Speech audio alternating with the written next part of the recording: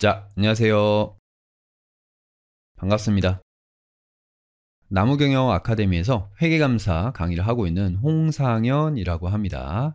자, 지금부터 2023년 회계사 유예 단과반, 그 중에서 이제 회계감사 과목, 그 중에서도 다유생을 위한 회계감사 강의를 진행할 건데, 강의 본격적으로 진행하기 전에 오리엔테이션 시간을 가져보겠습니다. 일단 작년이랑 다른 게 유해 강의가 한 개가 아니잖아요. 지금 제가 두 가지로 나눠서 이렇게 촬영하고 있는데, 첫 번째 이유는 작년에 이제 찍었던 유해 강의 한 80강 정도 되는 그 강의는 어쨌든 간에 이제 타겟이 1, 2유생, 저유생이에요. 그리고 나머지 3, 4, 5유생 분들은 취할 거 취하고 버릴 거 있으면 알아서 버려라. 약간 그런 느낌의 강의였다면은 기본적으로 이 다유생을 위한 회계감사 강의는 중요도를 제가 어느 정도 제가 직접 판단을 해가지고 아예 강의에서부터 배제를 하는 거죠. 그런 식으로 공부할 범위를 강제적으로 좀 많이 줄여주는 그런 느낌으로 강의를 촬영하는 거고요. 그런 어떤 수험생들의 니즈를 반영해서 거기다가 이제 플러스 제가 이 첫 번째 주제로 2023년도 기출문제 분석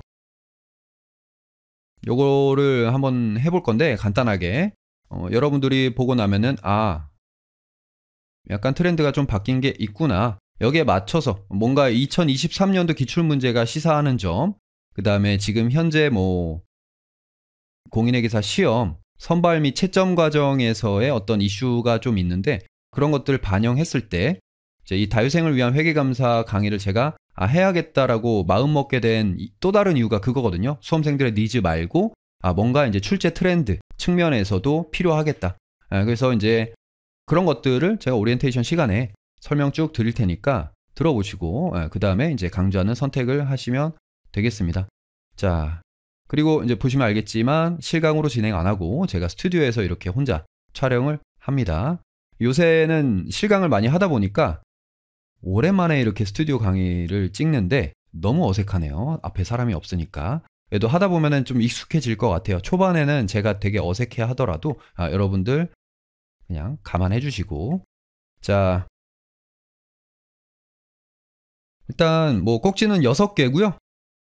2023 기출분석 및 2024년 기출 예상 요거부터 해가지고 교재, 그 다음에 강의 어떻게 진행할지, 그리고 스튜디오 강의로 온라인 업로드를 하기 때문에 강의 일정, 그리고 어떻게 공부해야 될지 공부 방법 간단하게 소개해드리고, 이후에 우리 기본 강의 이후에 후속 커리큘럼이 어떤 것들이 있는지 이런 것들을 소개하는 시간을 가져볼게요.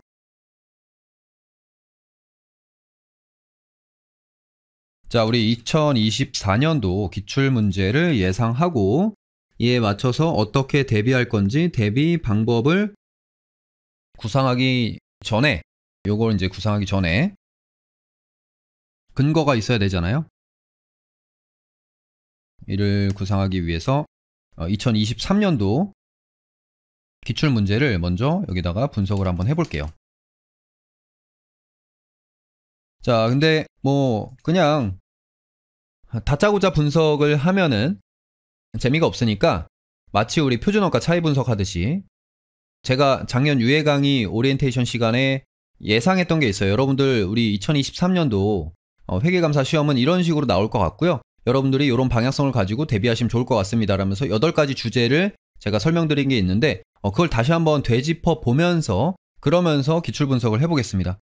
혹시 감사를 버려서 뭔 말하는지 모르겠다 하시는 분들도 그냥 느낌만 가져가시면 될 것 같아요. 자, 첫 번째 여기 구분해 볼까요? 자, 예상. 대단한 예상은 아니지만 어쨌든 간에 제가 분석한 결과를 갖다가 그 당시에 소개를 했었습니다. 실제로는 어떻게 나왔는지. 자, 첫 번째가 최근이라기보다 이제 2, 3년 전에만 해도 화두가 뭐였냐면은 우리가 이제 감사 기준을 갖다가 통암기를 해야 되냐, 그 많은 감사 기준을 정확하게 다 암기해서 시험장에서 쏟아내야 되냐, 이런 게 있었는데 이제 2020년도랑 21년도 그 두 해의 시험에서는 그게 이제 먹혔습니다. 무슨 얘기냐면은 감사 기준 정확하게 암기하고 통암기에서 뱉어냈던 친구들이 좋은 결과를 많이 받았어요. 그런데 2023년도 이전, 그러니까 이제 2022년도 시험에서 트렌드가 바뀌었죠. 우리 기준서 통암기보다는 아무래도 조금 더 이해를 바탕으로 한 사례 문제 비중이 커졌고요. 그런 측면에서 제가 예상을 2023년도 어떻게 했었냐면은 여러분들 암기 비중 줄어들 겁니다. 통암기 하지 마시고 키워드와 이해 위주로 가져가세요. 이런 느낌으로 제가 예상을 했었고요. 시험에 실제로 이제 기준서 암기 문제, 일명 복사 붙여넣기 문제가 굉장히 많이 출제가 됐어요. 그 비중이 되게 많았습니다. 그리고 심지어 원문 비슷하게 암기했던 친구들이 결과가 좀 좋게 나왔어요. 결과를 까놓고 보니까. 그래가지고 이제 수험생들 사이에서 기준서는 원문에 가깝게 암기를 해야 된다. 요런 이제 여론이 형성이 됐었는데 사실 그게 뭐 바람직한 현상은 아니잖아요. 그쵸? 이때는 요게 어느 정도 먹혔다. 자, 그런데 22년도 어때요? 일단 암기 문제 자체가 비중이 확 줄었습니다. 확 줄었고요. 그 다음에 이제 채점 자체도 원문이랑 얼마나 비슷하냐를 가지고 채점하는 그런 경향은 이제 아예 없어졌다라고 보시면 돼요. 앞으로 이런 20년도, 21년도처럼 단순 암기가 굉장히 많이 출제가 되고 비중도 크고 그 다음에 점수에도 반영이 되는 그런 어떤 출제 경향은 큰 이변이 없는 한 당분간은 이제 나오지 않을 겁니다. 나오지 않을 거니까 이제 수험생 여러분들은 처음에 공부하실 때부터 내가 요 정도를 목표로 하고 공부해야겠다라고 했을 때 너무 압박감을 가지지 않으셔도 돼요. 완전히 복사 붙여넣기 해야 되는구나. 다 암기를 해야 되는구나. 통째로 암기를 해야 되는구나. 요런 어떤 부담은 갖지 마시고 압박감 조금 내려놓으셔도 된다. 실제로도 정확하게 22년도보다 더 심하게 기준서 암기 문제가 철저하게 배제되는 느낌으로 그렇게 출제가 됐습니다. 물론 이제 쉬운 영역에서는 똑같이 암기 문제가 많이 나오긴 했는데 상대적으로 그 이전에 비해서 굉장히 많이 줄었고요. 감사 절차와 관련된 좀 지엽적인 어떤 그 기준서 암기 문제가 이전에 비해서 현격하게 줄어들었습니다. 자, 그래서 2024년도 기출 어떻게 예상하느냐? 역시나 계속해서 이렇게 23년도랑 비슷한 형태로 갈 것 같냐? 그렇게 갈 것 같습니다. 그러니까 20년도랑 21년도가 약간 특이한 해였고요. 그때로 다시 회귀하지는 않을 것 같아요. 물론 이제 뭐 100% 장담할 수는 없는 거지만 여러 가지를 종합해 봤을 때 암기 문제 비중은 역시나 이제 계속해서 조금 줄어드는 형태로 나올 거고요. 여러분들 근데 오해하지 말으셔야 될 게 상대적으로 중요하지 않다는 거지 기본적으로 여러분들 이 시험이라는 거는 암기를 베이스로 합니다. 그리고 사례 문제를 풀 때도 여러분들 암기된 내용이 없으면 사례 문제 풀 수가 없어요. 그냥 상대적으로 단순 암기라는 어떤 그 공부법에 너무 매몰되면 안 된다. 여기다가 대비를 적어야겠죠? 네. 그래서 그리고 이제 또 여러분들 그러니까 비중은 줄었는데 어찌됐든 기준서 암기 문제가 있긴 있었고 그런 문제들이 다 뭐였냐면은 기초적인 내용들, 기본적인 내용들이었어요. 그래서 여러분들이 기본적인 내용들은 오히려 조금 더 암기의 중요도가 올라갈 수도 있다. 그래서 사실은 나온 게 이 다유생을 위한 회계감사 이런 컨셉의 강의이기도 하고요. 자, 기본적인 내용 얘네들은 정확하게 암기를 해주시고요. 그 다음에 이제 또 사례 문제가 많이 나오니까 문제풀이 연습을 많이 하셔야 된다. 문제풀이를 등한시하면 안 된다. 요거를 일단 첫 번째 우리가 2024년도 뭐 이런 느낌으로 나올 것 같고 이렇게 대비해야 된다. 요 주제로 설명을 드릴게요. 자, 암기 비중 줄어들기 때문에 기본적인 내용의 암기 틀리면 안 된다. 일단 문제풀이를 많이 해야 된다. 자, 이게 일단 첫 번째고요. 자, 그 다음에 이제 두 번째로 문제 양과 관련해 가지고 문제 양이 많아졌다. 2023년도에 많아질 거다라고 제가 뭐 정확하게 예상하진 않았지만 22년도에 되게 많아졌다. 그리고 뭐 이런 근거가 있다라고 말씀드렸었는데 자, 22년도 기출문제 우리가 강의 진행하면서 이제 22년도 문제를 다 풀어볼 건데, 거의 다 풀어볼 건데, 자, 쭉쭉쭉 보시면 어때요? 조금 빽빽하다는 느낌이 드세요? 일단은 22년도 문제가 여러분들이 읽어야 되는 텍스트가 좀 많은 편이에요. 쭉쭉 빽빽하게 굉장히 많습니다. 굉장히 많고, 보통 이제 평영 같은 경우는 문제가 8번까지 있는데 여기 문제 9번까지 있고 페이지도 16페이지까지 꽉꽉 채웠죠. 보통은 14, 15페이지에서 마무리되는 경우도 있습니다. 이렇게 읽어야 될 것 자체도 많고 자연스럽게 답안도, 요구되는 답안도 이제 양이 많은 그런 출제 경향을 보여주고 있습니다. 뭐 요거는 사실상 뭔가 경향을 예측하기는 쉽지 않을 것 같아요. 뭐랄까, 왜 이렇게 문제 양이 많아졌는가 라고 했을 때 그 원인을 19년도부터 이제 출제하시는 분들이 회계감사 과목 관련해 가지고 총 4분에서 6분으로 2분이 늘었습니다. 6명으로 2명이 늘었는데 뭐 그런 영향이 있을 수도 있고, 근데 이제 그게 20년도, 21년도에는 반영이 안 됐으니까 뭐 꼭 그 이유 때문이다라고 할 수는 없겠죠. 어쨌든 앞으로도 이제 계속해서 이렇게 출제가 된다면은 자연스럽게 뭐가 생겨요? 시간 이슈가 생깁니다. 원래는 이제 문제 양이 많아서 시간이 없어서 다 못 썼다? 이게 회계감사 과목에는 잘 없는 이슈였어요. 근데 앞으로는 그게 생길 수가 있다. 또 여러분들 시험장에서 막 긴장 많이 되고 또 높은 점수를 받아야 된다. 무조건 떨어지면 안 된다. 이런 어떤 압박감 때문에 답안 작성 시간이 막 늘어지는 분들이 있거든요. 예, 그런 분들은 이제 혹시 이렇게 또 문제 양이 많아질 수 있기 때문에 시간 관리, 23년도에도 시간 관리를 생각을 하면서 어쨌든 간에 23년도 문제 양이 굉장히 많았습니다. 처음으로 이제 10번까지 출제가 됐고요. 물론 문제 수 자체가 그렇게까지 뭐 문제 양을 나타낸 척도로서 중요하진 않습니다. 왜냐면은 그 한 문제 안에 물음수가 막 달라질 수 있기 때문에. 근데 어쨌든 간에 많이 나왔어요. 우리가 읽어야 될 텍스트도 양이 많았고, 그 다음에 써야 될 답안도, 제가 답안은 이제 기출실록 문제집을 갖다가 작성하면서 보니까 많더라고요. 양이 많게 나왔다. 그래서 24년도 기출 어떻게 예상하냐? 문제 양 많을 걸로 예상합니다. 그래서 23년도랑 비슷하게 많이 나올 거고요. 자, 그러면은 이제 중요한 게 뭐냐면은 시간 관리.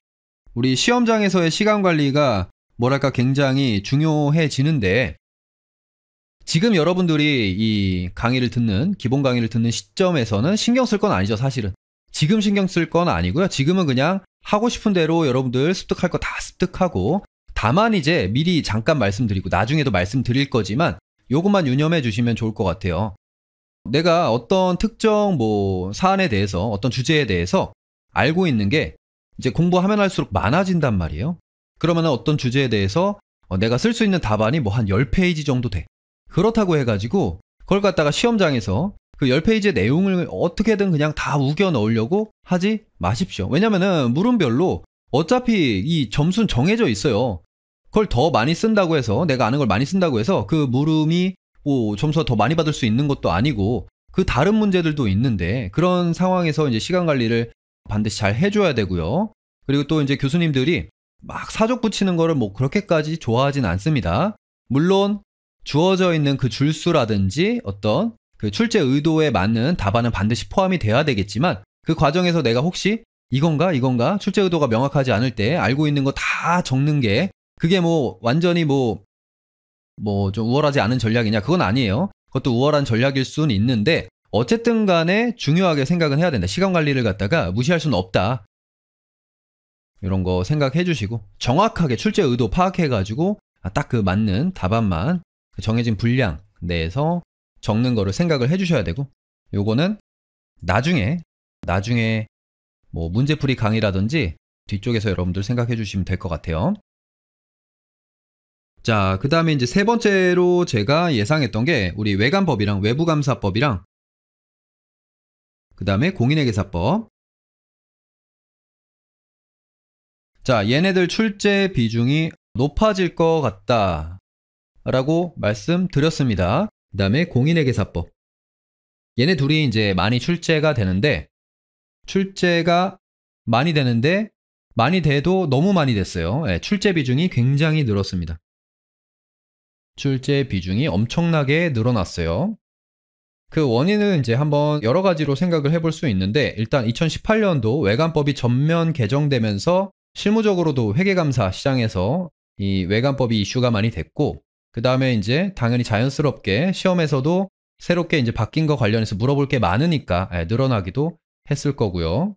그 다음에 이 법령에 대해서 바라보는 시각도 점점 중요하게 생각을 하고 있는 것 같아요. 여러분들 2025년부터는 외관법이랑 공인회계사법이 1차 이제 상법 과목 안에 출제 범위로 들어갑니다. 뭐 그런 영향도 있을 거고. 또 그 다음에 출제자가 4명에서 6명으로 늘었잖아요. 그러면은 그 6명 중에서 이 법령과 관련된 어떤 전문성 있는 분들이 당연히 포함될 가능성도 높아지고요. 올해만 해도 엄청나게 많이 물어봤어요. 뭐 손해배상 책임, 감사인 지정 사유 중에서 재무적인 요소, 그리고 상장법인이 감사인 해임할 수 있는 경우 부정행위 관련해가지고 의사소통해야 될 거, 또 내부회계관리제도 감사 대상, 뭐 손해배상 공동기금이랑 준비금 차이점, 이런 것들 거의 한 제가 봤을 때 12점에서 15점 이상 출제가 됐습니다. 그래서 여러분들이 관련 법규를 갖다가 꼼꼼하고 정확하게 정리하는 게 이제 중요할 것 같다. 향후에도 계속해서 이런 출제 경향이 유지될 것 같다. 이렇게 이제 생각을 해볼 수 있고요. 그 근거가 이제 우리 2022년도에 1차 시험에 들어가죠. 어수법 빠지고 외관법이랑 공인회계사법 들어가고, 그리고 또 2022년도에 이 외관법 관련된 문제가 엄청 많이 나왔어요. 그때 거의 10점 이상 출제가 되면서 뭐야 이거 왜 이렇게 많이 나왔지? 우리 감사 공부하는데 감사를 뒷받침하고 있는 어떤 그 법령이 이렇게 10점이 넘게 나왔다는 것 자체가 조금 뭐랄까 이게 어떤 방향성을 제시하는 게 아닌가, 뭐 이렇게 이제 생각을 했었는데 실제로는 올해는 딱 한 문제 나왔습니다. 그렇지는 않았고요. 그냥 2022년도가 이례적이었던 걸로 그렇게 이제 결론 내릴 수 있는데, 자 그럼에도 불구하고 제가 봤을 때 외관법이랑 공인회계사법 중요도는 다시 한번 중요하다라고 말씀드리는 게 맞을 것 같아요. 2024년도 기출예상 다시 한번 23년도에는 적게 나오긴 했지만 많이 나올 것 같다. 이렇게 예상 한번 해보고요. 지금 이제 2025년도 1차부터 이 외관법이 들어가면 24년도 대학교라든지 아니면 학원가의 커리큘럼에 외관법 관련된 책들이 이제 나와야 되거든요. 그러면은 지금 이제 10월인데 2023년 10월인데 지금 책 작업이 거의 뭐 막바지에 이르시는 어떤 그런 교수님들이 많을 거예요. 되게 많은 이제 회계감사와 관련된 교수님들이 이 외관법 교재를 작성을 하고 계신 걸로 알고 있는데, 그러다 보면은 책 작업하다 보면은 본인이 이제 좀 정리가 되고 이런 것들이 굉장히 시사성이 있구나, 수험생들이 이런 내용들을 알면 좋겠다 하는 그런 것들이 있지 않을까요? 그래서 중요하게 꼼꼼하게 보수적으로 해야 될 것이고요. 당연히 이제 제가 관련된 내용들을 갖다가 우리 외관법이랑 공인회계사법 원문에 가깝게 뭐랄까 전체적으로 좀 소개를 많이 하겠습니다. 그러니까 보수적으로 정리해서 여러분들 설명을 해드리도록 하겠습니다. 자, 그 다음에 이제 네 번째로 제가 예측했던 게 뭐였냐면은 직업윤리 이거 굉장히 지엽적인 거 나올 것 같다. 우리 보수적으로 대비하자라고 했는데, 직업윤리와 관련된 부분, 흔히 얘기하는 윤리적 요구사항, 독립성과 관련된 내용이죠. 자, 이게 어떤 문제가 있냐면, 자, 2017년도부터 이러한 직업윤리와 관련된 게 우리 10% 내외로 출제할 예정으로 지금까지 계속해서 이어지고 있습니다. 17, 18, 19, 20, 21, 22, 23, 22까지 해가지고 이제 6년 이상 벌써 출제가 됐는데, 근데 이게 뭐가 문제냐? 우리가 이제 공부해야 될 내용, 즉 출제 가능성이 있는 범위를 갖다가 100%라고 했을 때 직업윤리와 관련된 게 많이 쳐주면은 3%에서 4% 정도예요. 자, 근데 3%에서 4% 정도 되는 애들한테 10%의 어떤 출제 비중을 갖다가 7년째 누적으로 3, 4%는 여러분들 그냥 제가 대략 직관적으로 생각했을 때 공부해야 될 어떤 텍스트의 양으로 봐도 그렇고, 그 예전에 몇 10년 넘게 과거에 출제됐던 그 물음의 어떤 그 점수 비중, 요거를 미루어 봤을 때 그 정도라는 거고요.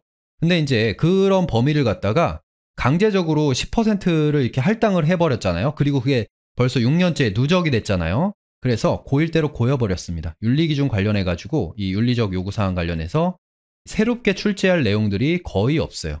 그러면은 여러분들 무슨 문제가 발생해요? 당연히 지엽적인 부분이 출제가 될 수 있고요. 여러분들은 23년도 시험 대비하면서 이제 보수적인 어떤 접근이 필요하다. 당연히 저도 강의를 보수적으로 논란이 될 수 있는 어떤 애매한 부분들을 제외한 확실한 부분들은 전체를 그냥 전부 다 커버를 하도록 그렇게 계획하고 있습니다. 자, 보수적으로 대비가 필요하다. 제가 이제 그 기출문제 뭐 10개년 정도 강의하면서 풀어드리고 또 GS 문제 이렇게 만들면서 출제할 수 있는 내용들을 계속해서 분석하고 따져보고 하는데 진짜 새롭게 출제할 게 없어요. 그럼 계속 이제 지엽적인 것들이 나올 수밖에 없고 아니면 뭐 나왔던 게 또 나오겠죠. 당연히 또 기본적인 것들이 나올 가능성도 있고요. 어쨌든 이 유해생 입장에서는 직업 윤리와 관련된 것들을 이제 보수적으로 잡고 커버할 수 있도록 그렇게 여러분들도 생각을 좀 해주시면 좋을 것 같습니다. 실제로 굉장히 지엽적인 게 나왔습니다. 네, 윤리 기준에서 출제되지 않았던 지엽적인 내용이 나왔고요.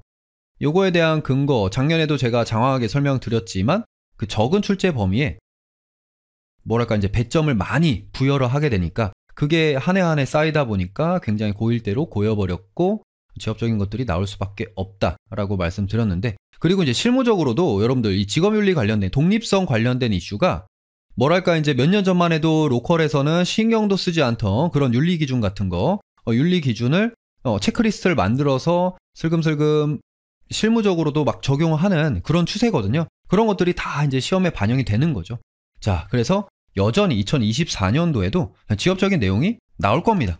나올 가능성이 높습니다. 물론 이제 뭐 기본적인 내용이 또다시 나올 수는 있겠죠. 또다시 나올 수는 있는데 근데 난이도가 쉬운 방향으로 가진 않을 것 같거든요. 조금 있다가 이제 제가 또 설명드릴 건데 어쨌든 간에 지엽적인 내용이 나올 것 같다. 자, 그래서 요것도 뭐 어떻게 해야 돼요? 보수적으로 해야죠.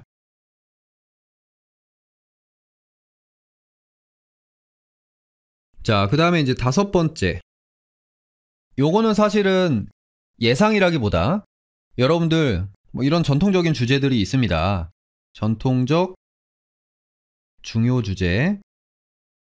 얘네들은 그냥 많이 해야 됩니다. 이렇게 이제 말씀드렸어요. 예를 들면은 뭐 중요성. 그 다음에 감사 위험 모델, 그 다음에 뭐 감사 증거 입수를 위한 각종 실증 절차, 그 다음에 또 뭐 감사 의견 및 보고, 최종적인 보고서 관련된 것들. 자, 5번 이런 것들이 공부하신 분들은 알겠지만 이제 전통적으로 가장 중요하면서 기본이 되는 컨셉들이에요. 그래서 여러분들이 제가 지금 5번에서 소개한 얘네들 있잖아요. 얘네들은요 점수를 깎이면 안 됩니다. 유해생들은 요 내용들은 만점 받는다는 느낌으로 준비를 좀 해주셔야 돼요. 예를 들면은 교수님들이 좋아하는 감사 위험, 뭐 중요성, 실증 절차, 그 다음에 이제 뭐 감사 보고, 감사 의견 요런 것들 그냥 전통적으로 한 40점은 깔고 들어간 주제가 있거든요. 이런 것들 뭐 역시나 실제로 이런 중요 주제들이 많이 나왔습니다. 기본적인 주제들. 근데 많이 나왔는데 여기서 특이사항이 하나 있다면은 되게 쉽게 나왔어요. 2023년도 회계감사가 문제가 어렵게 나왔거든요. 어렵게 출제됐는데 근데 기본적인 내용들은 너무 쉽게 나왔습니다. 전통적 중요 주제 중에 굉장히 쉽게 나온 것들이 많아요.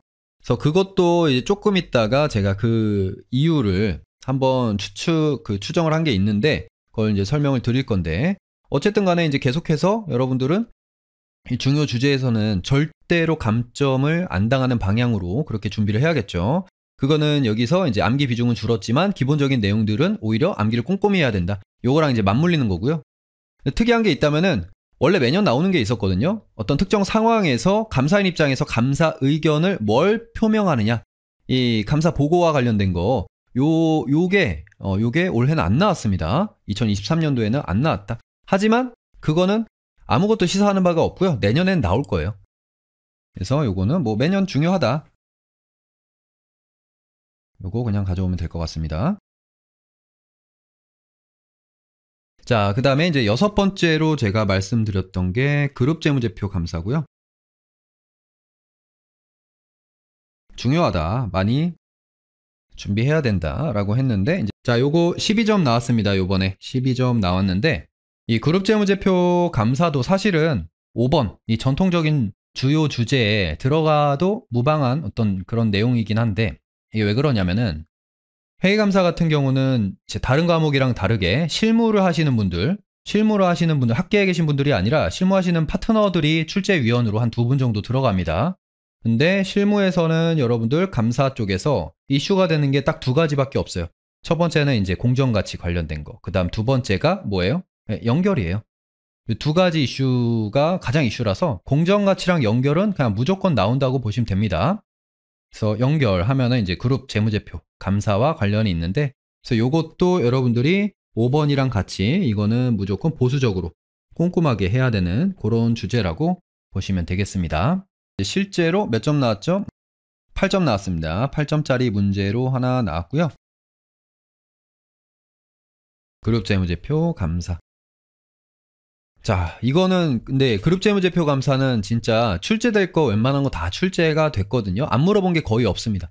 올해 이제 지역적인 기준서 하나 물어봤는데 그걸 끝으로 사실상 거의 살아남은, 아직까지 출제되지 않은 그런 기준서는 거의 없고요. 정말 지역적인 거 빼고는.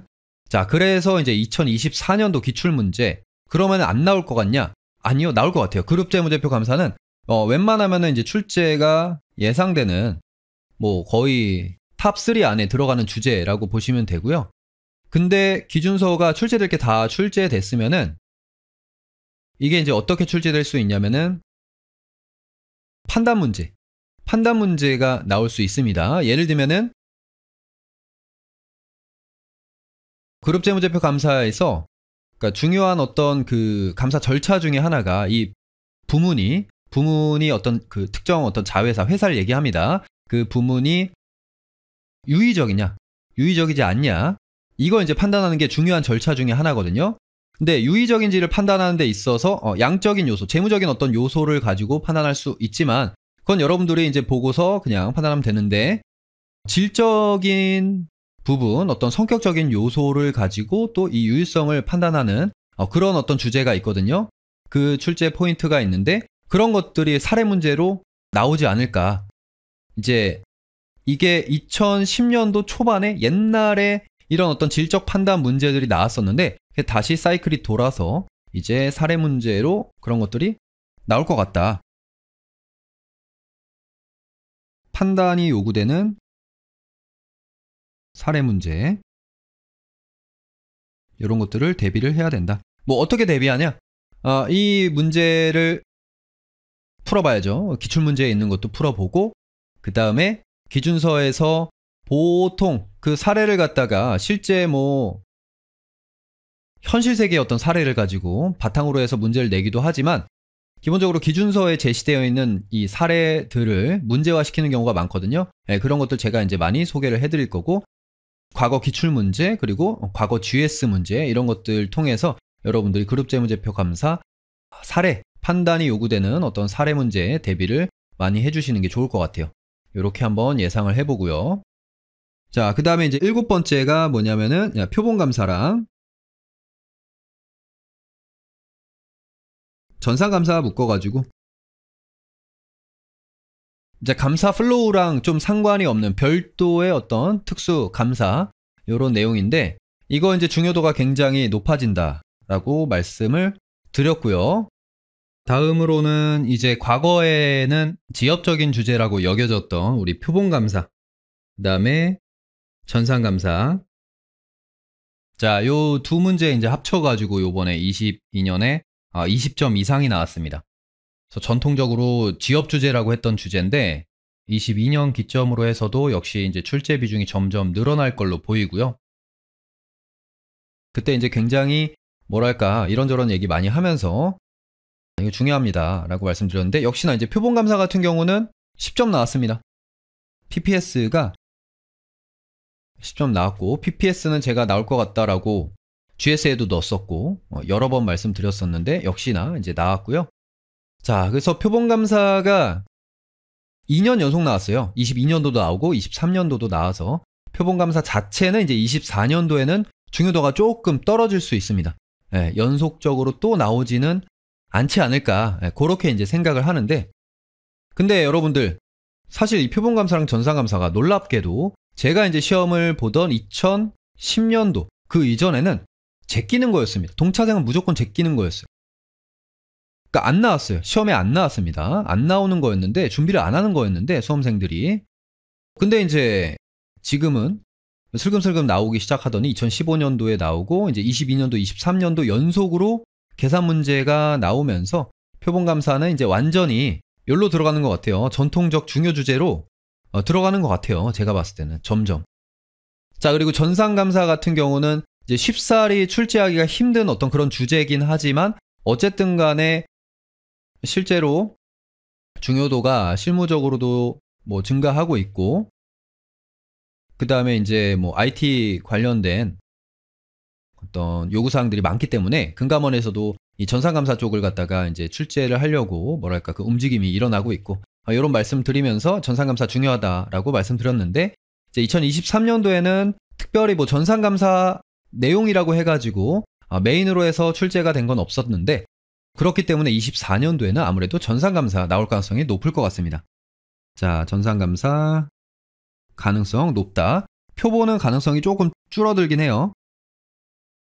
가능성이 준다는 건 계산 문제 가능성이 줄어든다는 거지, 개념은 당연히 물어볼 수 있습니다. 이 샘플링 테스트는 우리 회계감사에서 너무 중요한 개념이기 때문에 계산 문제 가능성이 조금 줄어든다. 2년 연속 나와서. 자, 이런 느낌으로 우리가 예상 한번 해볼 수 있고요. 자, 그 다음에 이제 마지막 8번째가 뭐냐면은 내부회계 관리제도.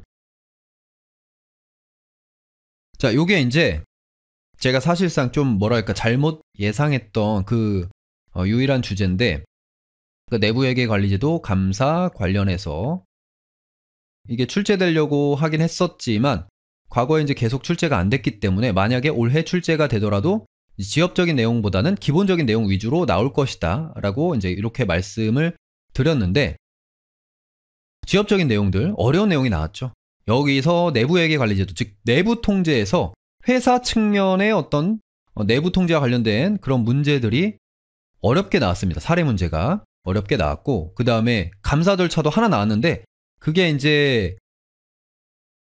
좀 지엽적인 내용이 나왔어요. 수업 시간에 다 설명한 거긴 합니다. 설명한 거긴 한데, 뭐 어쨌든 간에 조금 실제로는 지엽적인 사례 문제, 사례형으로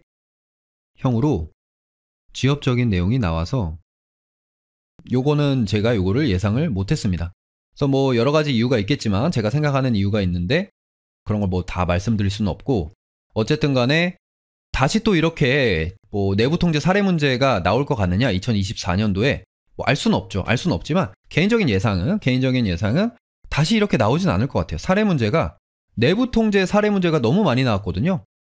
감사 절차도 나오고 회사 쪽 사이드에서 어떤 내부 통제 관련된 내용들 물어보는 것도 많이 나왔는데 그렇게 또 나오지는 않을 것 같아요. 개인적으로는. 하지만 이제 예상은 이렇게 또 나오지는 않을 것 같지만, 그럼에도 불구하고 요거는 이제 기본 강의 때 제가 뭐 불안할 수 있으니까 옛날에 2010년 이전에 여러분들 제가 방금 전에 뭐라고 말씀드렸어요? 표본감사, 전산감사 이런 거 안 했습니다.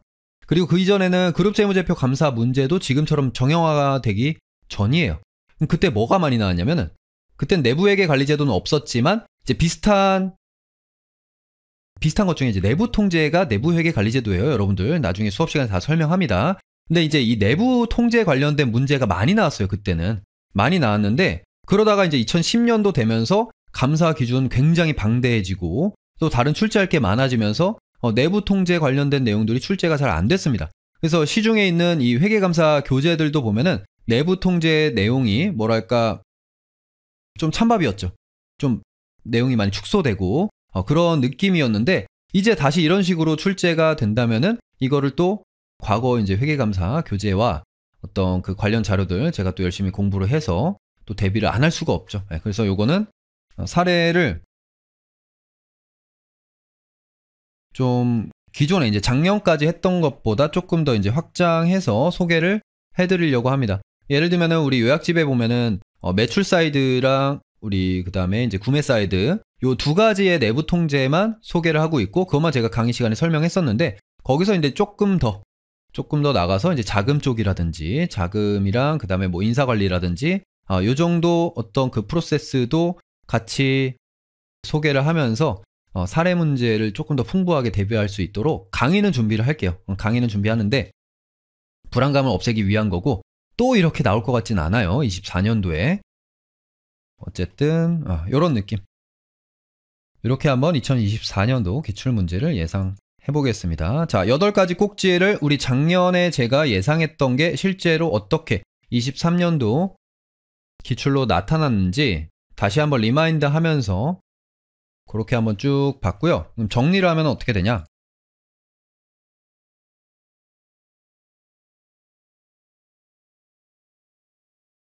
자, 정리하자면 크게 두 가지 정도로 압축해서 여러분들 컨셉을 정할 수 있을 것 같아요. 일단 첫 번째는 암기 비중, 암기의 범위를 갖다가 좀 줄일 필요가 있다. 그러니까 암기해야 되는 어떤 기준서, 관련된 내용의 범위를 좀 축소시켜서 지엽적인 것들은 굳이 암기하지 말자. 거기에 이제 투입을 하지 말자. 요 컨셉이 좀 효과적일 것 같고요. 대신에 근데 요거는 동시에 여러분들이 같이 생각해야 되는 것 중에 하나가 오히려 기본적인 내용 있잖아요. 기본 내용. 중요한 내용, 골자가 되는 내용. 그런 내용들은 중요도가 오히려 올라가기 때문에 여기서 틀리면 안 된다 이거죠.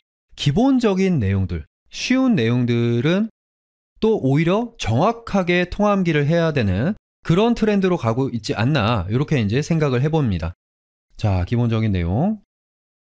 그 다음에 이제 두 번째, 두 가지 정도로 정리를 할 수 있는데 사례 문제가 굉장히 중요해지기 때문에 여기서 문제풀이 양을 갖다가 늘릴 필요가 있습니다. 그러니까 이 회계감사 시험을 준비하는 데 있어서 많은 분들이 어떤 패턴으로 이제 준비하는 게 있냐면 이 암기 노트를 갖다가 주구장창 외우면서 그 외워서 내가 머릿속에 집어넣은 게 이제 점수로 환산되는 어떤 그런 기대를 가지고 그렇게 이제 준비하는 컨셉이 있었는데 그게 약간은 뭐랄까 조금 효과성이 떨어지는 효율성이 떨어지는 이제 그런 트렌드로 가고 있다라고 봅니다. 그래서 그렇게 단순 암기로 너 이거 알고 있어? 라면서 지식을 물어보는 그런 형태의 출제 경향은 좀 많이 줄어들 것이기 때문에 문제풀이가 같이 병행이 돼야 되고 많은 문제를 푸는 쪽으로 그렇게 가야 됩니다. 자, 그래서 시중에 이제 여러분들 문제집 굉장히 많잖아요. 제가 제공하고 있는 것만 해도 기출문제집 10개년에다가 그 다음에 이제 모의고사집이 작년에 제가 처음 냈는데 거기는 800점 들어있거든요. 근데 올해 GS까지 이렇게 조금 더 개정해서 보완해가지고 1200점짜리로 12회차로 제공할 거고요. 그 다음에 올해 GS도 또 추가로 3, 4회 정도 진행할 거기 때문에 그런 거 이제 다 합치면은 문제 풀 수 있는 거, 연습할 수 있는 거는 충분히 많은 것 같아요. 그래서 그런 것들로 여러분들이 문제풀이 대비를 좀 많이 해주시면 그러면 이제 가장 내년 시험을 대비하는 효과적이고 효율적인 어떤 그 컨셉이 아닐까 이렇게 두 가지 정도로 정리를 해보겠습니다.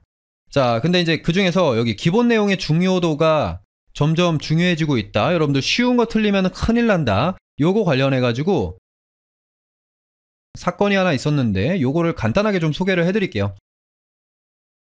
자, 뭐냐면은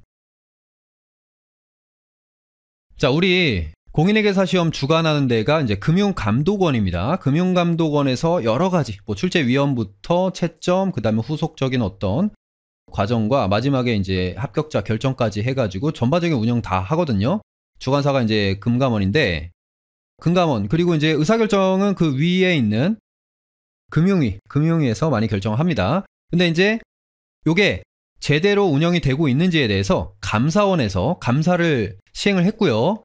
그 결과 및 조치 사항이 우리 요번에 23년도 2차 시험 합격자 발표 직전에 이게 이제 공개가 됐어요. 자, 요 사항을 갖다가 이제 간단하게 우리가 한번 분석을 해보면서 왜 기본 내용이 점점 더 중요해지는지 요 근거에 대해서 한번 생각을 해볼게요. 자, 일단 여러분들 우리 공인회계사 시험은요, 이제 공인회계사법에서 이 시험 관련된 어떤 기본적인 사항들을 갖다가 다 정하고 있습니다. 자, 근데 여기서 보시면 합격자 결정, 이 부분을 한번 볼게요. 합격자 결정에서 2차 시험, 우린 지금 2차 시험 준비하니까 이 2항, 3조 2항을 보시면, 자, 합격 결정에 있어서는 매 과목 100점에 6할 이상 득점한 자를 합격자로 결정한다. 알고 있던 사실이죠.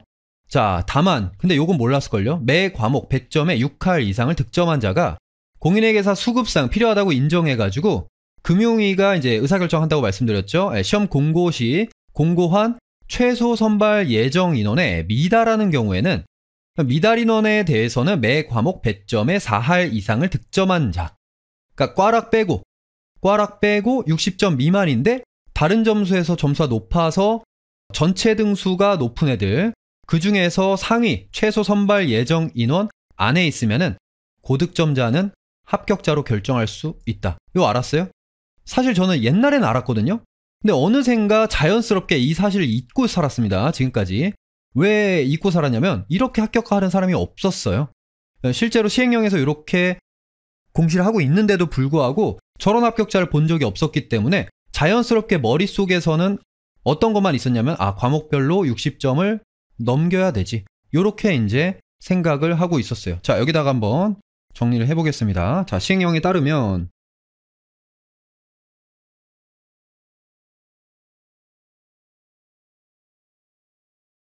일단은 1차적으로 최종 합격자를 이제 매 과목별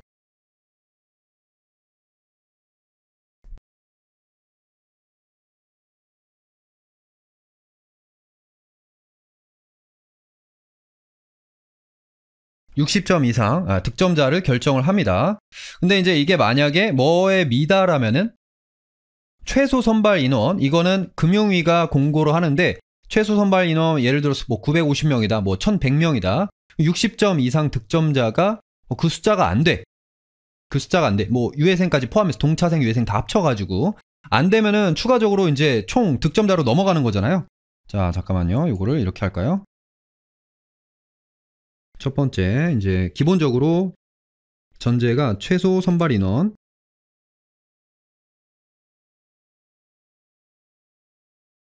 그 다음에 요 하에서 매 과목별 60점 이상 득점자.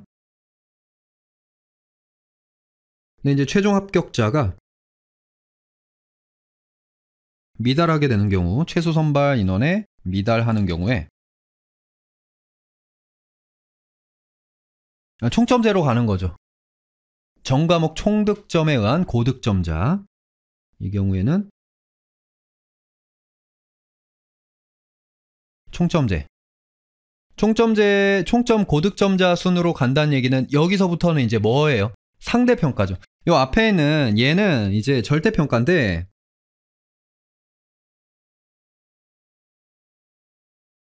절대평가로 우리가 그 최소 선발 인원을 다 채우질 못하면 그러면은 이제 총점제로 가는 요런 형태였습니다. 이게 이제 시행령이었고, 이 시행령이 언제 나온 거냐면 2007년에 나온 거예요. 2007년 이후부터 이런 식으로 선발이 이루어져야 된다라고 시행령에서 이제 베이스로 깔고 있었던 겁니다. 자, 근데 이제 금융위와 금융감독원에서 여러분들 이거를 이제 운영하는 과정에서 어떤 식으로 운영했냐면, 여러분들 요게 제대로 안 됐으니까 감사원에서 이 감사 조치사항이 나왔겠죠? 보시면은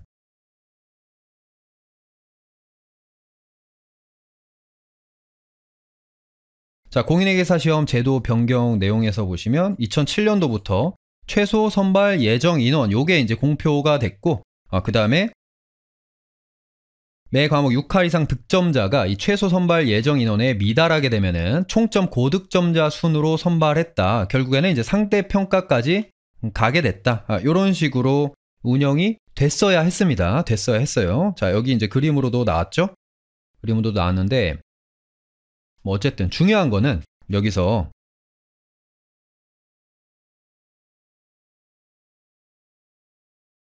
참고로 여기는 여러분들 그냥 한번 참고로 한번 볼게요. 제가 지금 말씀드리고 싶은 그 내용이랑은 직접적인 관련이 있는 건 아닌데, 금감원은 이제 출제관리 기준 등에 따라서 이 시행령이랑 기준에 따라서 출제 단계, 채점 단계, 조정 단계, 리뷰 단계 이렇게 4단계를 거쳐가지고 시험 관리를 하고 최종 합격자를 뽑아내고 있었습니다. 출제 단계에서는 출제위원이 이제 출제관리본부에 입소해가지고 출제위원을 선정하는 거는 이제 내부적인 어떤 그 리스트, 평가 기준이 있겠죠. 거기서 이제 평가해서 선정을 해서 입소를 한 다음에 시험 문제랑 첫 번째 채점 기준표가 나옵니다.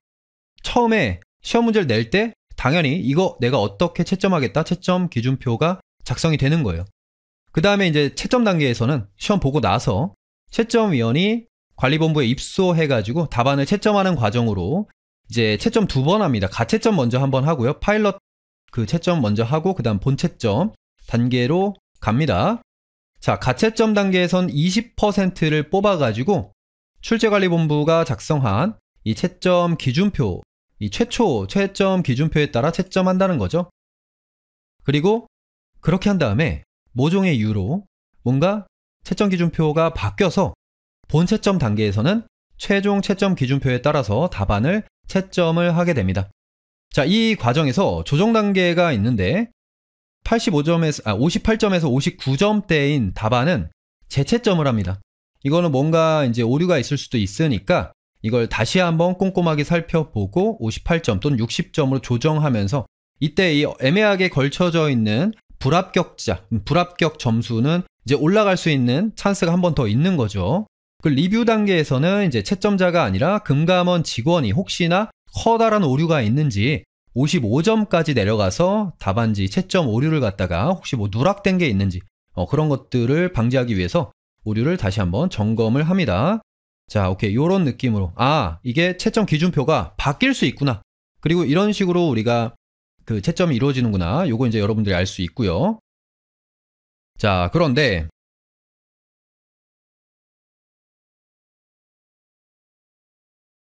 감사 결과 확인된 문제점. 여기서 이제 문제점 하나가 반가로 가번에 최소 선발 예정 인원의 축소 산정. 이거는 사실은 지금 우리가 시험을 준비하는 단계에서 신경 쓸 일은 아닌 것 같아요.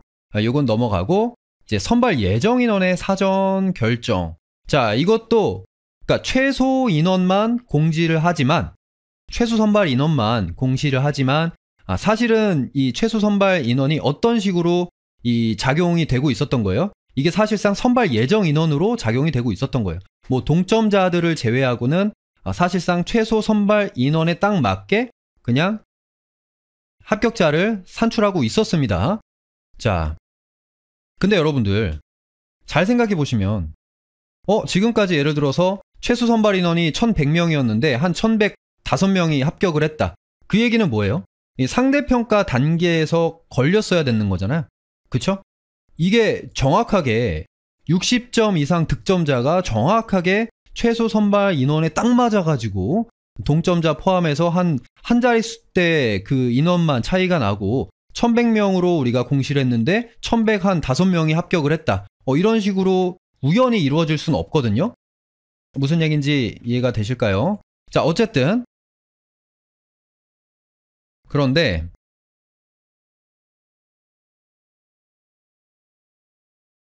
방금 전에 말씀드린 그 부분에서 이런 어떤 과정이 있었던 거예요. 목표한 선발 인원을 맞추기 위해서 채점 기준을 변경을 했습니다. 지금까지. 그러니까 원래대로라면은 여기 보시면은 매 과목별 60점 이상 이제 득점자 요것만으로는 부족하니까 만약에 이제 최소 선발 인원 여기에 딱 맞게 최종 합격자가 결정이 됐다면 이것만으로는 부족하기 때문에 추가적으로 60점 미만의 이 총점제를 통한 합격자가 나왔어야 됐는데 근데 그거를 어떻게 했다? 채점 기준을 변경해가지고 여기 있는 상대평가 단계까지 가지 않고 매 과목별 60점 이상 득점자 있죠? 이걸로 선발 인원을 결정을 했었던 겁니다. 자, 여기 보시면 모종의 이유로 제2차 시험 출제위원에게 최소 선발 예정 인원을 조금 상회하는 수준으로 합격자 규모를 맞출 것, 그리고 과목별 평균 점수가 절대평가 기준 60점 수준이 되도록 문제의 난이도를 맞출 거를 요청했고요. 그래서 보시면 요청을 받은 채점위원들은 처음에 20% 파일럿 채점 한다고 했잖아요. 가채점 평균 점수가 60점 만약에 크게 상회했다. 그러면은 부분 점수를 삭제하는 등 채점 기준을 갖다가 최초 출제할 때 그 기준대로 가지 않고 평균 점수를 낮추고, 그 다음에 가채점 평균 점수가 60점보다 만약에 많이 낮다. 그런 경우 2019년도 원가관리회계 같은 케이스. 그러면 채점 기준을 바꿔버립니다. 완화한 문제 배점 올려서 평균 점수 높이는 식으로 이제 채점 기준을 변경을 했습니다. 자, 그래서 과거 이제 20, 21, 22년도에 대해서 감사원이 감사를 수행하니까 뭐 안 바뀐 게 거의 없었다. 지금 보면은 거의 다 최초 출제했을 때, 그 다음 가채점 했을 때, 본채점 시 웬만해선 다 바뀐다. 감사만 볼게요. 감사만 보시면은 가채점이랑 본채점이 일치하는 경우가 22년도밖에 없고 나머지는 다 바뀌었습니다. 자, 이런 느낌으로 다 바뀌었다. 어떤 식으로 바뀌는데 별거 아니에요. 접 대비 뭐 한도 초과액을 맞췄으면은 4점. 이게 이제 중요하니까. 아니면은 빵점. 원래 이제 목표로 했던, 예상했던 거는 정답에 한 개씩 있으면 1점씩 부여하는 건데 너무 쉬웠네. 그러면은 이거 부분 점수 없애자 하면서 점수를 낮춰버리고, 자, 그리고 뭐 예를 들어서 원가관리회계겠죠. 처음에는 부분 점수가 없었어요. 이거를 줄 생각이 없었는데 너무 이 평균 점수가 낮으니까 야, 뭐라도 맞추면은 1점씩 부여하자. 야, 과정만 맞으면 이 과정에서 뭐랄까 이제 답은 틀렸어도 1점을 부여하자. 이런 식으로 해가지고 점수를 갖다가 뭐 평균 60점에 맞추는 거예요. 자, 이거를 그림으로 살짝 보여드리면,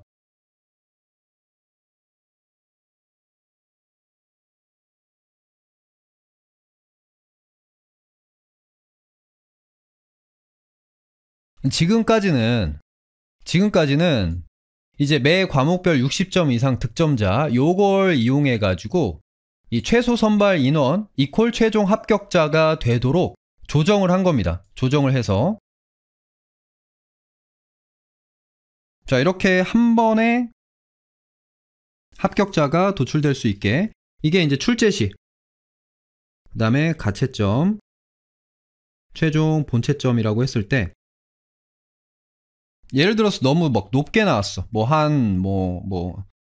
70점이 나왔다. 평균 70점이 나왔다. 그러면은 마지막에 본채점 결과 해당 과목에서 원하는 합격자 수가 딱 정해지게 요걸 갖다가 이제 어떻게 한 거예요? 60점에 맞춘 거죠. 조정을 해라. 자, 이렇게 맞춘 거고요. 그 다음에 이제 출제를 했는데 너무 어려워. 2019년 원가처럼. 자, 이렇게 이제 어려웠다. 그러면은 요거는 어떻게 하는 거예요? 부분 점수 부여해. 이거는 부분 점수 삭제. 그런 방향. 요거는 부분 점수를 따로 만들어가지고, 원래는 없었는데 만들어서 어떻게든 60점으로 이제 만들어내는 겁니다. 그렇게 해서 여기는 매 과목별 60점 이상 득점자 이퀄 뭐가 되도록? 최종 합격자가 되도록. 근데 이 최종 합격자는 뭐와 유사합니까? 이제 최소 선발 인원. 어찌됐든 간에 이제 금융위도 그리고 금감원도 딱 정해진 합격자 수준을 달성해야 될 필요성이 있으니까, 여러 가지 너무 많아지거나 너무 낮아지는 경우에 그 어떤 프레셔가 있을 수 있기 때문에 여기에 맞춰가지고 뭘 이용한 거예요? 결국에는 이제 채점하는 그 출제위원과 채점위원에게 이 과정을 갖다가 맡긴 거죠. 자, 요런 식으로. 자, 그런데 어쨌든 간에 이거는 방금 전에 요 과정은 시행령 위반이죠. 네, 요걸로 가야 되는데, 위반이라기보다는 문제점이 어느 정도 있는 그런 어떤 과정인 거죠. 자, 그래서 자, 검토 결과 출제와 채점 등 시험 관리 관련 다른 어떤 결과들도 있는데 그거는 이제 중요한 게 아니고, 자, 금융감독원은 이제 감사 결과를 받아들이면서 이 감사 결과는 야, 너 시행령대로 요대로 가야지. 매 과목별 60점 이상 득점자 절대평가로 안 됐으면은 총점대로 갔어야지. 그렇게 해서 선발을 했어야지 이걸 갖다가 최소 선발 인원의 최종 합격자를 맞추기 위한 그런 어떤 통제 수단으로서 최초 출제 기준을 갖다가 본채점 과정에서 이렇게 과도하게 어떤 바꾸는 그걸 갖다가 이제 지적을 한 거고 그거를 시인한 거죠. 자, 금감원 오케이 그건 맞는 말이고 알았어. 그러면 앞으로 이렇게 할게. 제 2차 시험 문제 출제 단계에서 채점 기준을 확정하고 이거를 이제 변경하지 않겠다. 그 결과가 2023년도 합격자 결정이었습니다. 58점에서 59점대 등 합격선 목전의 응시생 답안에 대한 일괄 재검토 요청은 하지 않고 공정성이 훼손되지 않도록 채점 기준을 보다 엄격하게 적용하도록 하며 그러니까 과목별 어떤 그 합격자를 갖다가 조정하지 않아 버리니까 그러면서 점수도 건들지 않겠다. 이제 이전에는 58.5점 이상 되는 불합격자가 없었거든요. 대부분 불합격자는 57점 미만이거나 뭐 그렇게 나왔었는데 이번에 뭐 감사 이제 불합격하신 분들 중에 59점대도 있습니다. 59.2점, 59.4점 이렇게 나왔고요. 금감원이 이제 채점 과정에 일절 관여하지 않을 거다. 투명성을 제고할 수 있도록 개선안을 마련하겠다고 답변을 했습니다. 이렇게 이제 조치가 이루어졌고 그 결과가 2023년이에요. 자, 그러면 여러분들 여기 있는 이게 이제 어떻게 되는 거예요?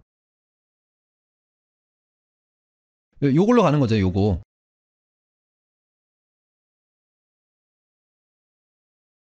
이제 처음에 출제했으면 최초 이제 출제했을 때 그 기준대로 70점짜리 평균 70점짜리 출제가 이루어졌어? 그러면은 본채점에서 그대로 가서 야 70점 평균 70점 나오게 그냥 채점해. 그 다음에 최초에 이제 40점대가 나오게 뭐 이렇게 의도한 건 아니었겠죠. 예, 그렇게 이제 만약에 출제를 했으면은 결국에 그렇게 실제 결과가 나왔으면은 그거 건들지 마. 본채점에서도 40점대가 나오게 되는 겁니다. 이걸 건들지 않는 거예요. 건들지 않고 대신에 이제 뭐예요? 그렇게 하면은 이 40점대가 나온 그러니까 60점에 미달하는 어떤 그런 과목의 합격자가 굉장히 적을 수 있는데 그 어차피 총점제로 다 최소 선발 인원까지 끌어올 수 있다. 이렇게 되는 거죠. 자, 이거는 이게 22년까지였고 자, 이거를 요 밑에다가 뭐 중요한 건 아닌데 여러분들 또 우리가 어떻게 준비를 해야 될지 23년 이후 그러니까 여러분들도 요걸로 가는 거죠. 여러분들도 요걸로 갑니다. 23년 이후에는 최초 출제 기준 엄격히 시행되고 중도 변경이 없습니다. 이런 식으로 중도 변경이 이루어지지 않는다. 자, 이제 그러다 보니까 그럼 결국에는 이제 과목별로 평균 점수가 60점이 아니게 된 거죠. 아니게 된 거고 과목에 따라서 뭐 70점 그러니까 쉽게 나온 과목이 있을 수 있고 어렵게 나온 과목이 있을 수도 있는데 올해 같은 경우는 어떻게 됐냐 보도자료 보시면은 자 여기 과목별 평균 점수 재무회계가 피를 봤죠. 10점이나 하락했습니다. 작년에 보시면은 대략 60점에서 62점 사이예요. 60에서 62점 사이로 맞췄기 때문에 과목별로 뭔가 비슷하게 이 점수 분포가 이루어졌다면은 이번에 어려운 과목 같은 경우는 그냥 확 내려갔습니다. 특히나 이제 재무회계 같은 경우 10점 정도가 떨어졌고요. 그러니까 10%나 점수가 하락을 한 거죠. 그리고 이제 다른 과목들도 보시면은 다 50점대로 기본적으로 다 점수가 하락한 걸 확인할 수 있습니다. 자, 그러면 이제 우연찮게 모든 과목이 다 어렵게 출제됐느냐? 작년에 비해서. 그건 당연히 아니죠. 일단은 기본적으로 이 22년도 같은 경우는 기존의 방식, 이 채점 기준을 변경해가지고 60점에 맞추는 그 과정을 거쳤을 것이고, 이 과정을 거친 거고, 22년도는. 23년도는 그 과정을 이제 거치지 않았는데, 다 이렇게 60점 미만으로 이제 나오게 된 겁니다. 그러면 앞으로, 우리가 이제 회계감사 과목을 여러분들 준비를 하고 있기 때문에 어떻게 이제 접근을 해야 되냐? 이렇게 나올 수도 있고 70점대가 나올 수도 있고 40점대가 나올 수도 있잖아요. 그쵸? 이론적으로는 그런데 여러분들 이 제도 하에서는 무조건 요게 나올 수밖에 없습니다. 그러니까 이제 평균 점수가 낮게 나올 수밖에 없어요. 왜 그러냐면 일단 기본적으로 우리가 이걸 할 수 없어? 이렇게 할 수 없으면 이 선발 인원을 컨트롤하는 게 조금 어려워지거든요. 근데 이제 항상 이 금융이라든지 금감원에서는 선발 인원 관련해 가지고 어느 정도 수준에 맞춰야 되는 그 프레셔가 있어요. 너무 높아서도 안 되고 그걸 미달해서도 안 되고. 근데 이제 미달하는 경우에는 지금 안전장치가 있습니다. 총점제라는 안전장치가 있기 때문에 미달하는 경우에 대해서는 이전처럼 계속해서 조정이 가능했어요. 그러니까 조정한다기보다는 이제 대응이 가능했다. 근데 어때요? 높아지는 경우에 컨트롤을 할 수 없는 상황이 되어버립니다. 그때는 안전망이 없습니다. 금감원 입장에서 갑자기 합격자가 2,000명이 나왔을 때 그걸 갖다가 우리가 원래 예정했던 목표로 하는 1,100명으로 낮출 수 있는 아무런 수단이 없어지는 거예요. 합격자가 700명밖에 안 나왔는데 그걸 1,100명으로 올리는 거는 가능하죠. 그거는 이제 총점제를 통해서 가능하니까.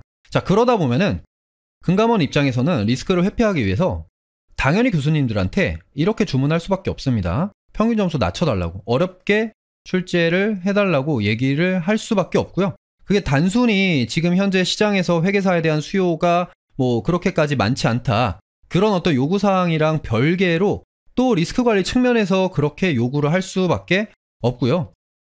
그래서 앞으로는 여러분들 어떻게 출제될 거다? 40점으로 출제됩니다. 근데 여러분들 이게 마냥 낮아질 수는 없어요. 또 막 엄청 낮아질 수는 없습니다. 왜 그러냐면은 뭐가 있습니까? 시행령에 꽈락이 있잖아요. 4할 이상을 득점한 자 중에. 그래서 40점 미만으로 너무 내려가 버리게 되면은 또 그거에 대한 리스크를 갖다가 과목별 형평성이라든지 출제 오류라든지 어떤 그런 측면에서 그 비난을 피할 수 없기 때문에 당연히 이 꽈락률은 당연히 넘어서면서 그러면서 어느 정도 평균 점수는 낮추는 방향으로 가게 될 거고, 그러다 보면은 어떻게 이제 출제가 될 거냐면은 쉬운 문제는 확실하게 쉬우면서 충분히 여러분들이 점수를 가져갈 수 있도록 대략 한 40점 정도는 반드시 출제가 될 겁니다. 쉬운 문제가 반드시 포함된다. 이렇게 보시면 되고, 그 다음에 어려운 문제는 늘어난다. 자, 그래가지고 여러분들 그 어떤 방향성이 그대로 적용된 게 2023년도 기출입니다.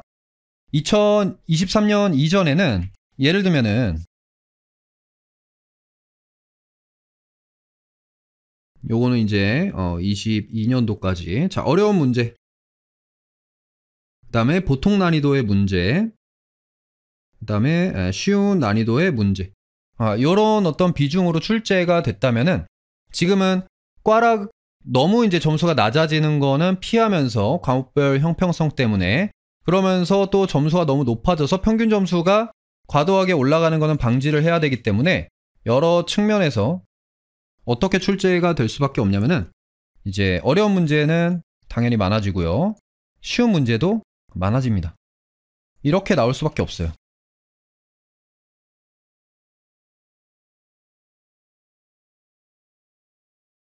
어려운 문제의 양이 많아지고 쉬운 문제의 양도 많아집니다. 정확하게 23년도 회계감사 기출이 이렇게 나왔고요. 그럼 여러분들 다시 한번 제가 정리하면은 이렇게 이제 말씀을 드렸잖아요.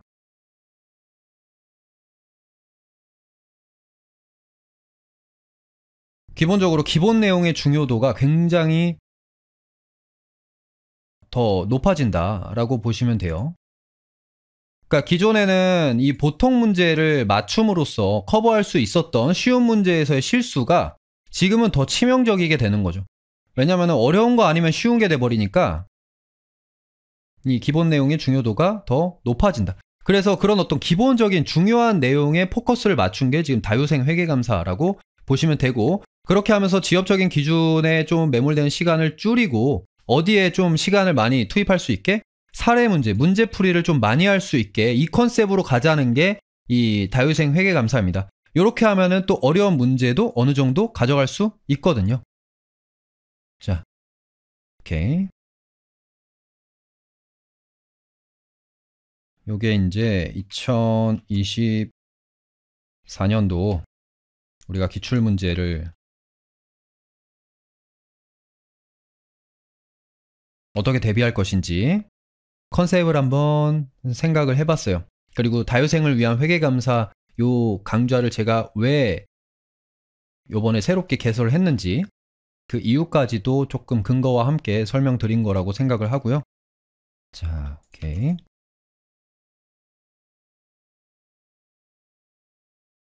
자, 두 번째는 이제 강의 교재입니다. 강의 교재.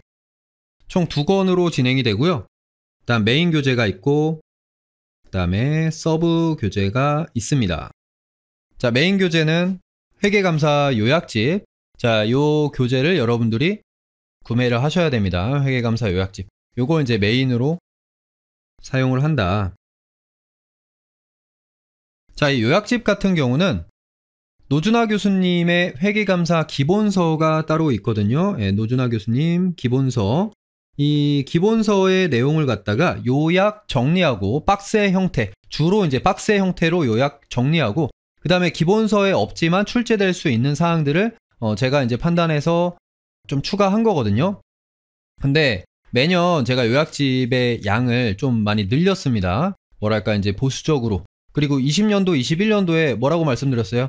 지역적인 기준서 내용이 많이 나왔다 그랬잖아요. 네, 거기에 발맞춰가지고 이 내용을 갖다가 좀 완전성 측면을 신경을 써가지고 보완하는 데 신경 썼는데 요번에 2023년도 기출문제 제가 보자마자 요번에 요약집은 기준서 거의 추가 안 했고요. 오히려 조금 지역적인 내용들 뺐고 그래서 빠르게 냈습니다. 네, 빠르게 냈고 그래서 요걸로 이제 진행이 될 건데 그러면은 뭐랄까 그런 식으로 내가 암기해야 될 내용들만 이렇게 모아놓은 요약집으로 강의가 진행되면은 이게 너무 이해도가 떨어지는 거 아니냐.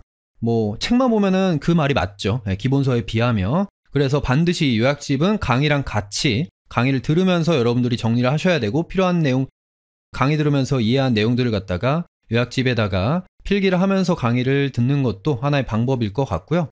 다만 이제 여러분들이 실제 시험장에서 답안으로 작성할 때 사용하는 표현이라든지 기준서 내용이라든지 그런 어떤 문장들은 요약집에 다 있습니다. 다 있다고 보시면 돼요.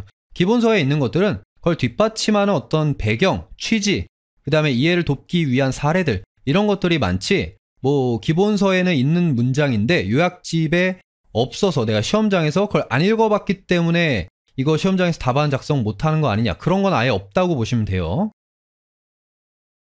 자, 그래서 이 기본서를 요약한 요약집, 요게 이제 메인 교재다라고 보시면 되고요. 참고로 이제 지금 다유 강의는 요약집으로 강의를 진행하지만 저유 강의 같은 경우는 그래도 내가 시험장에서 답안으로 작성하지 않는 그런 문장들이라고 해도 뭔가 나의 무의식 속에서 구조화를 하고 어떤 내용들을 이해하는데 도움이 될 수 있는 그런 문장들도 읽는 게 당연히 이제 효과성 측면에서 도움은 될 테니까 기본서로 진행합니다. 저유 강의는. 다유 강의는 요약집, 저유 강의는 기본서로 제가 계획을 하고 있고요. 그 다음에 이제 서브 교재로 요약집에는 여러분들 OX 문제는 많이 들어있는데 실제 문제들은 출제될 수 있는 형태의 문제는 없거든요.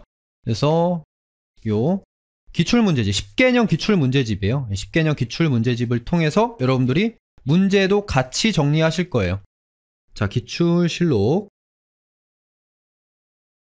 자, 여기는 23년도부터 14년까지 이렇게 이제 기출문제가 포함되어 있고 대략 제가 봤을 때는 한 70% 정도 같이 풀 것 같습니다.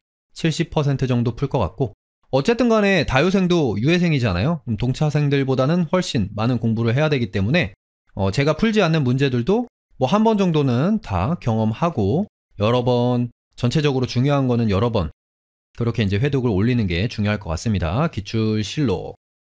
자, 꼼꼼하게 봐주시고 자, 그 다음에 이제 추가적으로 플러스 이제 필기노트가 제공이 될 건데 필기노트는 제가 이제 여기 칠판에다가 여러분들한테 강의 내용을 설명하면서 뭐 사례를 그림으로 그릴 수도 있고 아니면은 이 여러분들 암기해야 되는 문장들을 갖다가 키워드 위주로 뽑아가지고 구조화를 많이 시켜드리거든요. 예, 그럼 그 구조화한 내용들을 이제 또 PDF로 수업 들으면서 뽑아서 볼 수 있게 그렇게 이제 제공을 해드릴 겁니다.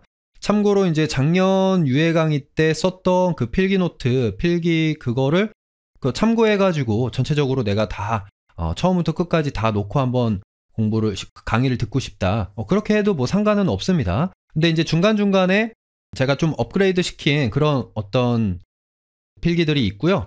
그리고 아무래도 다유 강의이다 보니까 작년 같은 경우는 이제 저유생을 타겟으로 해가지고 만든 강의라서 지엽적인 내용들이 그 필기에 많이 포함되어 있어요. 다유 강의에서는 거기서 많이 덜어낼 겁니다. 그런 차이점이 있기 때문에 잘 그런 거 감안해 주시고요. 자, 오케이. 교재는 뭐 이 정도만 설명하면 될 것 같아요. 어쨌든 간에 요거 2개, 여러분도 요거 2개는 준비를 좀 해주셔야 되고요. 자, 그 다음에 이제 강의 방식입니다. 네, 보시다시피 제가 스튜디오에서 촬영해가지고 여러분들한테 제공할 거고요. 실강이 있는 날도 집에 와가지고 1시간씩 조금씩이라도 촬영해서 조금씩 촬영해가지고 모아서 일주일에 정해진 날짜 이렇게 업로드를 하려고 그렇게 이제 계획을 하고 있고, 참고로 스튜디오 강의 여러분들 좋은 점이 같이 이제 요약집을 갖다가 이렇게 펼쳐놓고 문장을 같이 읽고 뭐 키워드 확인하고 그러면서 강의를 진행할 거예요. 이거 실강할 때는 이렇게 하기 힘들잖아요. 그렇죠? 전자칠판이 있긴 있지만 좀 불완전하고, 어쨌든 정보 전달의 측면에서는 저는 회계감사는 스튜디오 강의가 진짜 좋은 것 같고요. 그 다음에 기출문제도 이렇게 띄워놓고 같이 볼 거예요. 여러분들 이 녹색 컨버전이 그냥 버튼 하나만 누르면 되는 게 아니라 이거 하나하나 일일이 다 저희 직원이 노가다로 다 바꾼 거고요. 자, 어쨌든 이렇게 이제 강의가 진행이 될 거다. 스튜디오 강의. 첫 번째가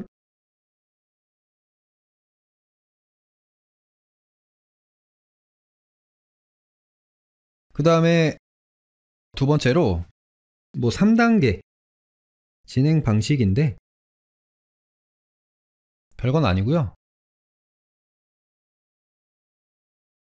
여러분들이 이제 감사에 대해서 잘 모르고, 그러니까 감사라는 거 아예 해본 적도 없죠. 네, 해본 적도 없고, 그러다 보니까 이제 여기 나오는 이 단어들부터 해가지고 모르는 거 투성이일 거고, 이들 그 개념들의 어떤 관계라든지 이런 측면에서 단순히 이렇게 텍스트만 쭉쭉 읽으면서 제가 입으로 설명한다고 여러분들의 이해도가 높아지지는 않고 이제 그림을 많이 그려야 될 텐데, 첫 번째로 일단 구조화를 1단계 도모할 겁니다. 구조화.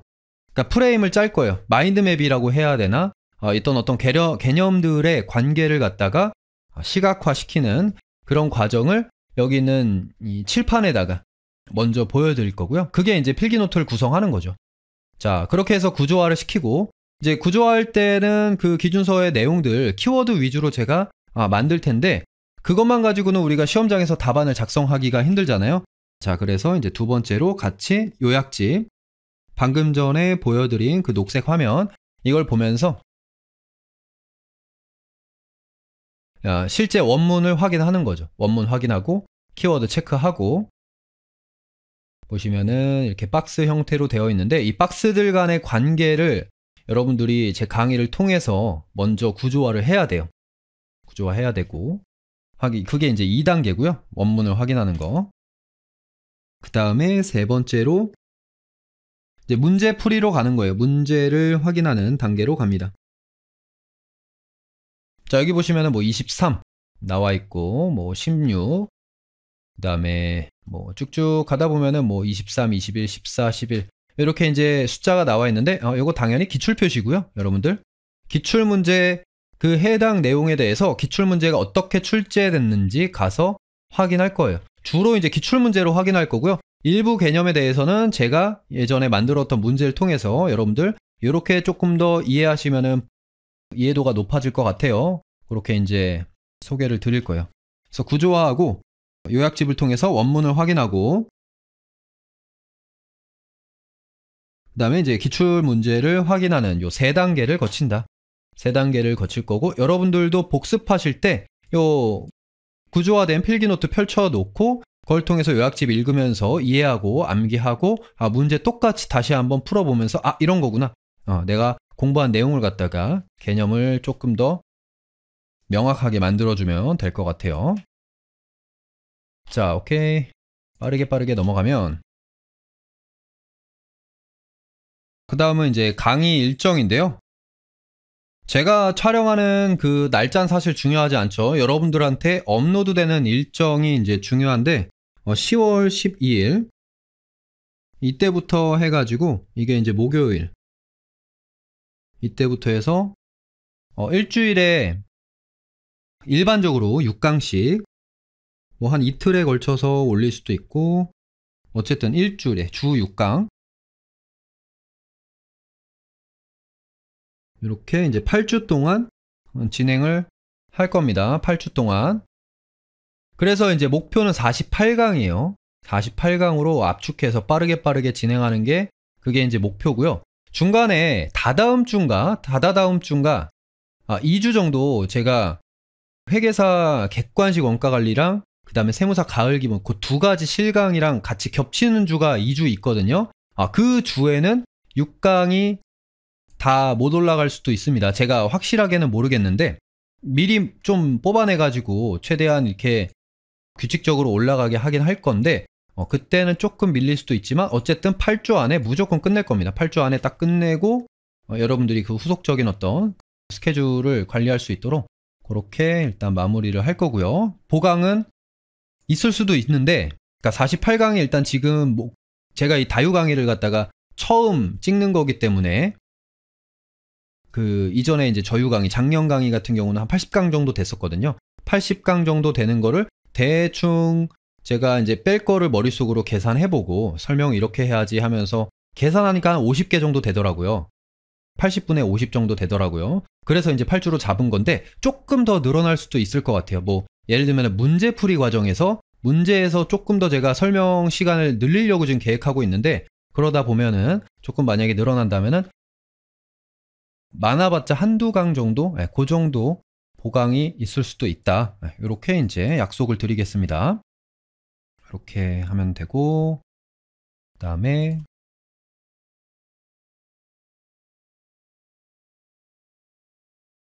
자, 그 다음에 이제 공부 방법인데요. 사실 뭐 회계감사 유예 강의 들을 정도면은 회계사 시험 관련해가지고 어떤 본인만의 공부 방식이 다들 가지고 있겠죠.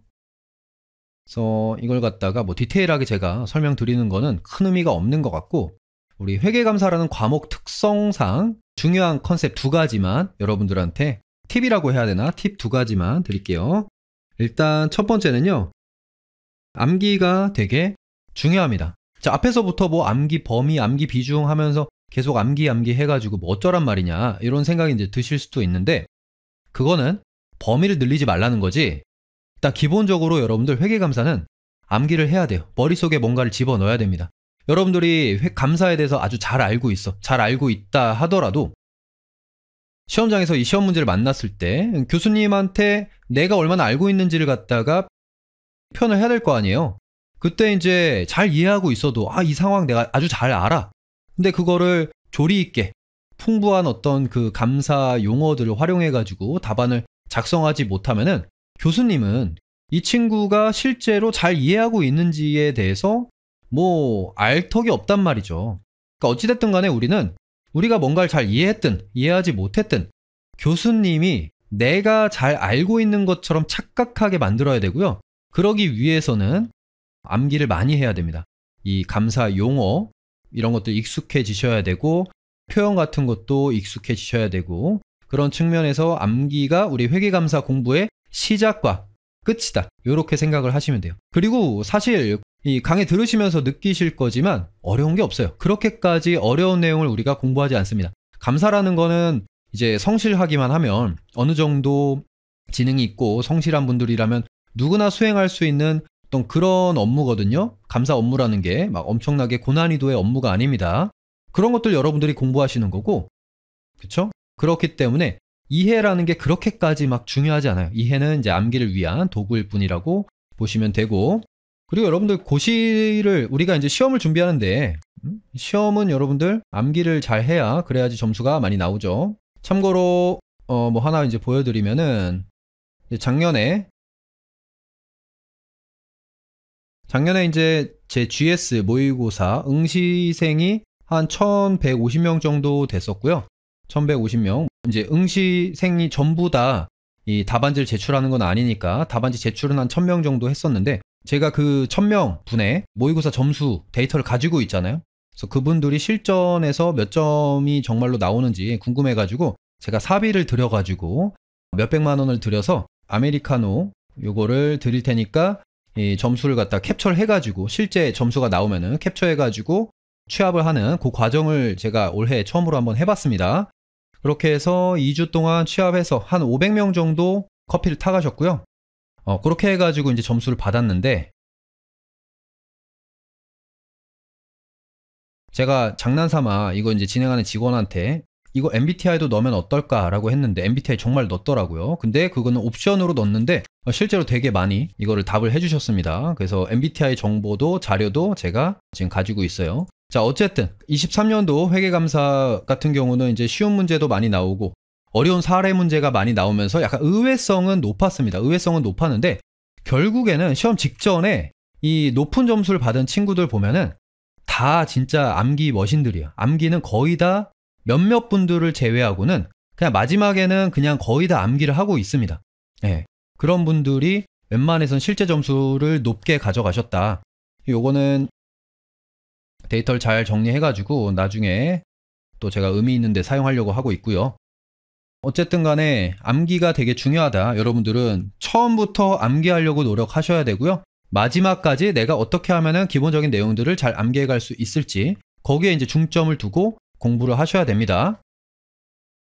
자, 그 다음에 이제 두 번째로 그렇다고 해가지고 저는 이 공부법 그러니까 암기 노트를 가지고 다니면서 그것만 주구장창 암기하는 이 공부법은 사실은 너무 큰 비중을 차지하면 안 된다고 생각을 해요. 그런 시간도 당연히 가져야 되지만 그만큼 또 중요한 게 뭐냐면은 여러분들 문제풀이입니다. 문제풀이. 그러니까 내가 암기한 거를 그러니까 여러분들이 실제로 기출문제를 보시면은 풀다 보면은 내가 이거 아는 건데 내가 암기하고 있던 건데 문제에서 이걸 물어보는지 몰라서 못 쓴 답안들이 꽤나 많아요. 그런 것도 되게 많습니다. 그래서 내가 암기한 거를 제대로 적용해가지고 이 문제에서 뭘 물어보는지 파악하는 그 연습도 비슷한 비중을 가져가면서 여러분들이 준비를 하셔야 되고요. 그거는 이제 문제풀이를 하셔야죠. 물론 정확하게 암기하면은 저절로 이런 것도 가져가는 측면이 있긴 하지만 어쨌든 간에 따로 이 문제풀이를 위한 공부도 따로 많이 하셔야 됩니다. 그래서 문제를 많이 푸셔야 되고요. 특히나 유해생분들은 이 문제풀이의 또 중요성을 여러분들이 너무 간과하지 않았으면 좋겠습니다. 자, 공부 방법 뭐 새삼스럽죠. 요 두 가지 정도. 디테일한 어떤 팁 같은 것들은 제가 강의를 진행하면서 조금씩 더 또 알려드리도록 할게요. 오케이, 그 다음에 마지막. 너무 길어졌는데 지금 후속 커리큘럼인데 일단 큼직한 것만 좀 말씀드리면 여기다가 타임테이블 한번 그려볼까요? 지금이 이제 10월 12일이고 이때부터 이제 다유 강의 진행돼서 이제 11월 중순에 늦어도 11월 말 전에 이렇게 이제 마무리를 하고요. 그 다음에는 제가 사실 원가 유해 강의도 찍어야 돼서 이때 이제 원가 유해 강의 찍고 이제 1월부터 저유 강의가 들어가고요. 기본서로 들어가는 거 요거 이제 3월 전에 2월 말까지 이렇게 진행되고 그 다음에 이제 여기에 작년에는 찍었던 게 모의고사 강의랑 이제 노준하 교수님 리뷰 강의 이런 것들이 있습니다. 그리고 작년에는 안 찍었지만 재작년에는 기출 문제풀이 강의도 찍었었거든요.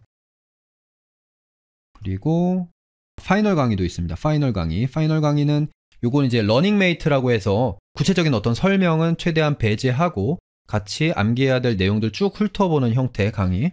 이렇게 이제 세 가지가 있었는데 사실 요 세 가지 제가 지금 노란색으로 적은 이유는 요거 약간 미정입니다. 왜냐면 제 강의가 너무 많아요. 너무 많아가지고 이때 이걸 갖다가 지금 찍을 수 있을지 잘 모르겠습니다. 그래서 근데 이제 무조건 해야 되는 거 자체가 GS 4회차. 작년까지 이제 4회차, 올해죠. 올해까지 4회차로 진행을 했는데, GS를 요번에는 3회차로 돌리고, 그 다음에 이제 폐쇄형 모의고사라고 해서, GS 문제지를 갖다가 다시 수거해가는 형태의 모의고사도 생각을 하고 있거든요. 근데 그거는 이제 아이디어만 생각을 하고 있고, 실제로 진행할지는 모르겠습니다. 그걸 만약에 안 한다면은 4회차, 그걸 만약에 하게 되면은 3회차. 그 정도로 진행하고, 그 다음에 전국 모의고사도 올해는 진행을 하게 되는데, 전국 모의고사 같은 경우는 어차피 이제 금감원에서 다 수거해가는 100% 수거해가서 출제 배제되는 뭐 그런 형태이기 때문에 여러분들이 유의미하게 막 준비할 필요는 없겠죠. 대신에 쉬운 문제가 중요도가 높다라고 말씀드렸잖아요. 쉬운 문제 위주로 해서 기본적인 어떤 내용들을 전국 모의고사에서 출제를 할 건데, 그것도 뭐 중요한 어떤 연습용 모의고사가 되겠죠. 자, 어쨌든 지금 다유 강의 들으시는 분들은 후속 커리큘럼으로 제가 이제 강력하게 추천해드리는 거는 제가 심혈을 기울여서 만드는 GS, 이 4회차, 올해 GS, 요거 일단은 추천을 드리고요. 그 다음에 이제 강의를 찍을지는 모르겠지만 책은 개정해서 낼 거거든요. 이 모의고사집은 따로 준비를 하시는 게 좋지 않을까, 그렇게 이제 생각을 하고 있습니다. 자, 그 다음에 지금 스튜디오 강의로 진행하기 때문에 저희 학원 홈페이지 보시면은 교수 소개 보면은 여기 이제 학습 Q&A 있잖아요. 학습 Q&A. 여기 가시면은 질문, 답변을 갖다가 이용하실 수 있어요. 요걸로 스튜디오 강의로 진행하기 때문에 질문할 수 없는 어떤 그런 불편함은 해소를 좀 하시면 될 것 같습니다. 자, 어쨌든 오리엔테이션 좀 너무 길어졌는데 이렇게 마무리를 하고, 궁금하신 사항은 여기다가 올려주시면은 제가 바로바로 답변을 드리도록 하겠습니다.